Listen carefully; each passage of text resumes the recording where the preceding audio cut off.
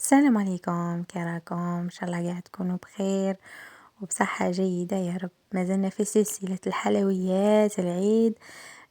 كما راكم تشوفوا معايا هذا الفيديو اليوم لي باركات فارسي بالكراميل وكاناش شوكولا بلون و براليني. حاجة بزاف بنينة وجديدة وعلى بالي بلي لو كان تسيوها الذوق يعجبكم بالبزاف. تبعوا معايا المقادير وطريقة التحضير وما تنسوناش هذاك الجيم الله يفتح عليكم. نبداو بسم الله. اول حاجه غادي نوجدوا الكاناج هذا يليق يبات ليله كامله.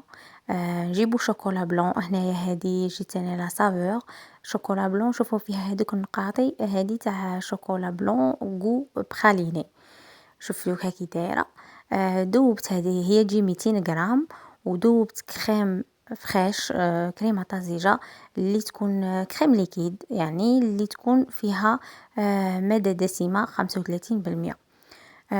سخنتها مليح وحتى بدات تغلي مشى في الحوافي اللي تغلي كيما نغلو الحليب.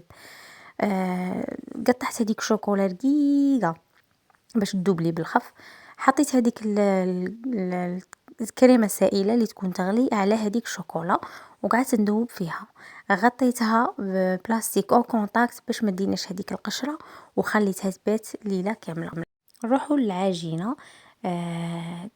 عندي هنايا 250 غرام زبدة طرية ما تكون بدرجة حرارة الغرفة. عندي نص كاس زيت. عندي سكر ناعم كاس معمر. عندي تقدروا تروحوا حتى الكاس ونص. مادك انا درت لها كراميل وكاع جاتني حلوه بزاف درت لها غير كاس. عندي كاس مايزينا حبه بيض كامله. عندي لافاني وعندي خميرة الحلويات ملعقة صغيرة تقدروا تستغنوا عليها. بالنسبة للاباط تقدروا تعطروها بعطر الكراميل ولا كيما تبغوا نتوما. هنا خلطت بالخلط الكهربائي حتى تحصلت على كريمة. انا درت لها لافاني ومبشور الليمون باسكو انا نموت على الليمون. ريحته تجي بزاف مليحه في الكاطو. هنا بديت نلم بالفارينه ودرت هذيك الملعقه الصغيره تاع خميره الحلويات كيما قلت لكم تقدروا تستغنوا عليها.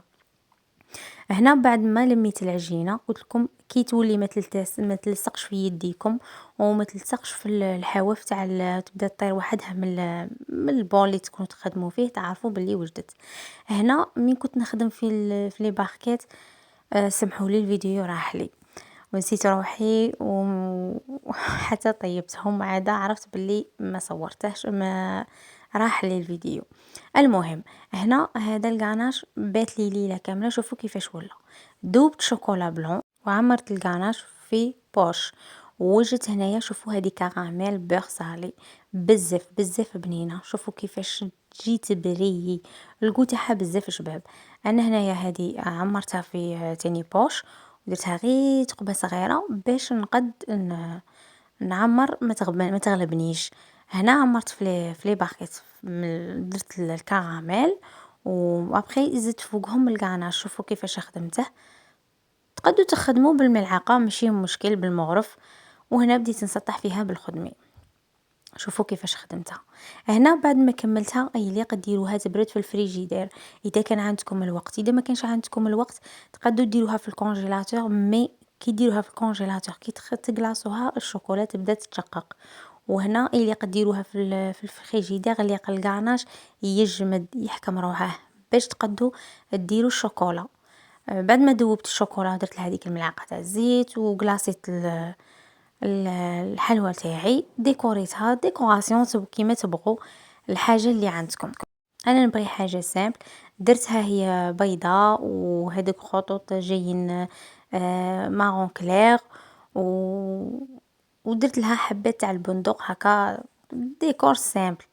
نتوما تقدروا ديكوروها كيما تبغوا. وهذه هي الوصفه تاع اليوم. نتمنى تنال اعجابكم. ما تنسوناش بالجيم باسكو لي جيم هما اللي يطلعوا الفيديو. ما تنسوناش بلي جيم الله يفتح عليكم وتهلاو لي في رواحكم. سلام.